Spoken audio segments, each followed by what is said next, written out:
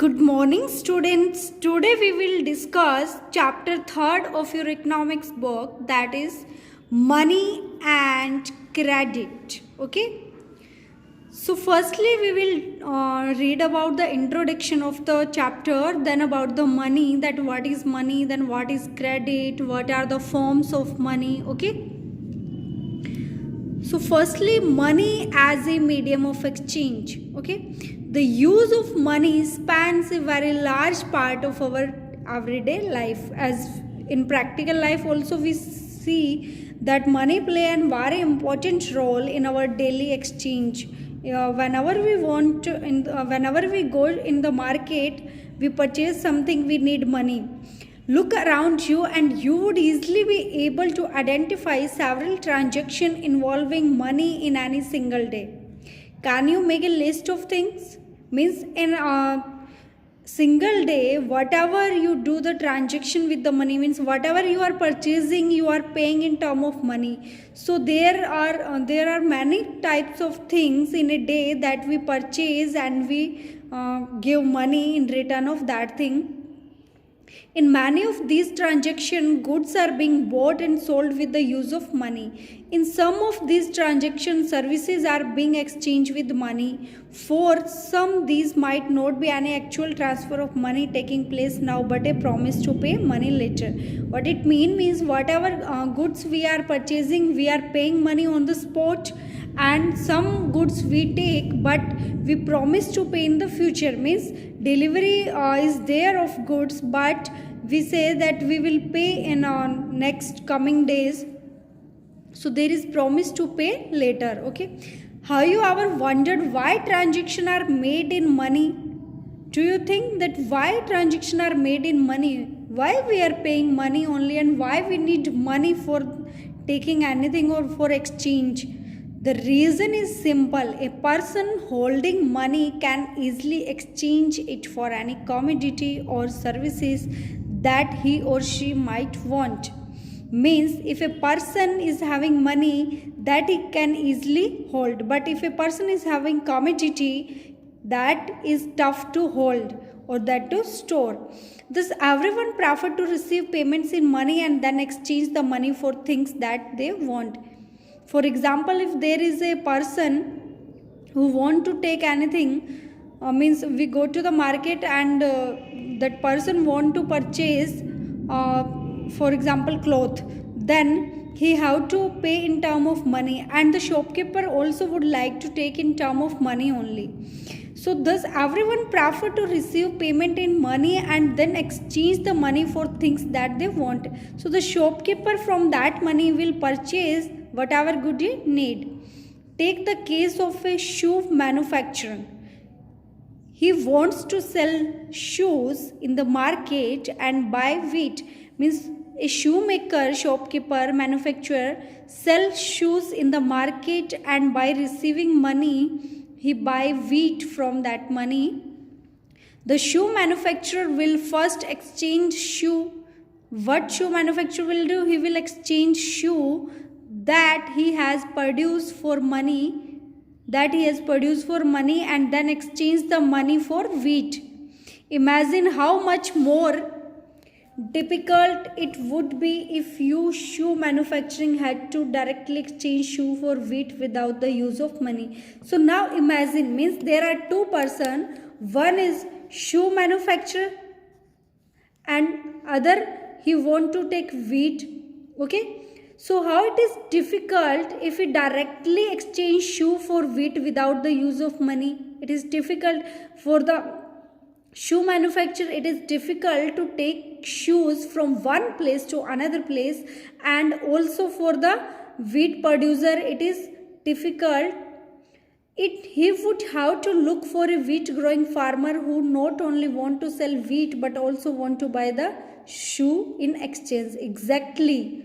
What is the thing? That there are two person, a shoemaker and a wheat producer. So the wheat growing farmer, shoe manufacturer will go to the wheat growing farmer, and particularly he find that farmer who would like to take shoe in exchange of wheat. Okay, So it is also very tough job to find the same want need person, that is both parties have to agree to sell and buy each other commodity. It means the shoemaker and the farmer will have the same need, means the farmer need shoes, and if the shoemaker need wheat, then only they can exchange the goods. If farmer do not need shoes, he need anything else, then shoemaker will not be able to exchange shoe with the wheat. Okay,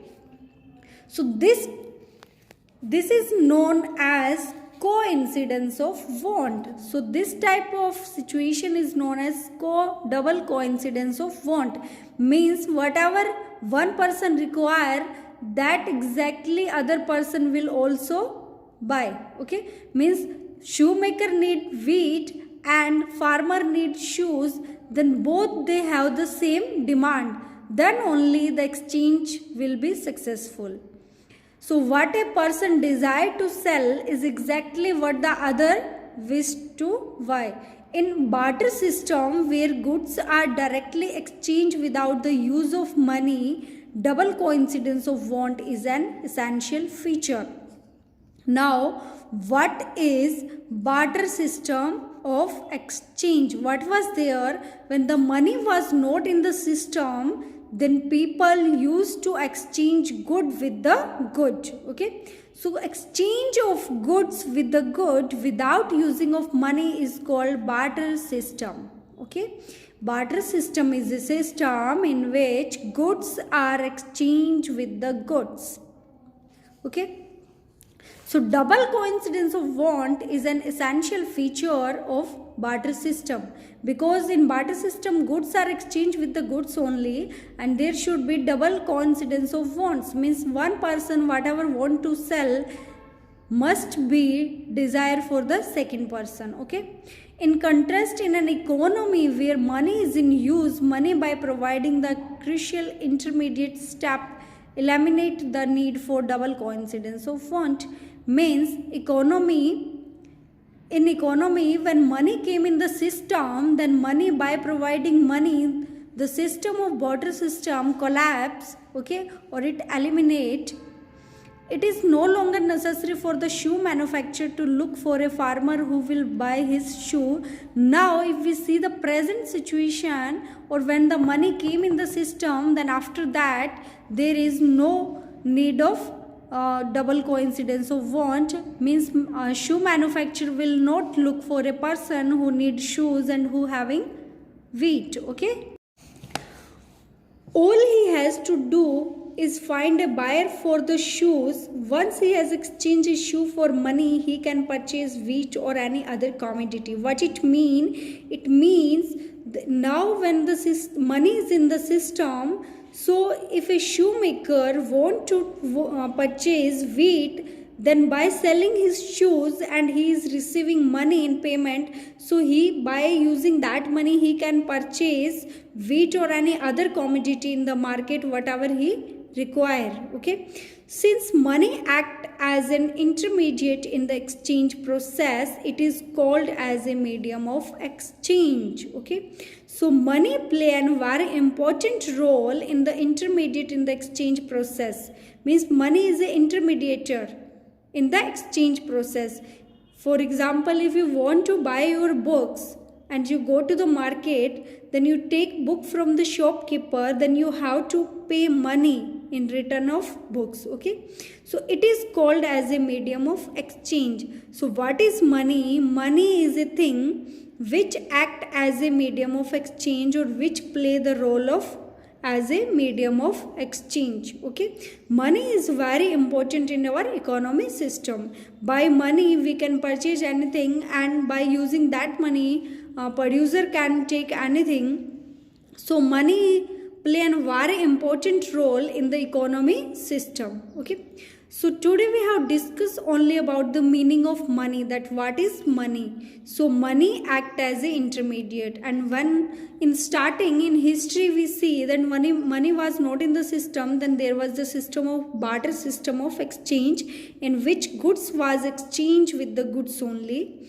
But when money came in the system, then money is used as a medium of exchange, and problem of double coincidence of want is removed from the economy. Okay, so this is meaning of money. Money is an thing that play a role of medium of exchange. Okay, so students, read the chapter from your book and also watch the video. If you have any doubt, query, you are free to ask. Thank you.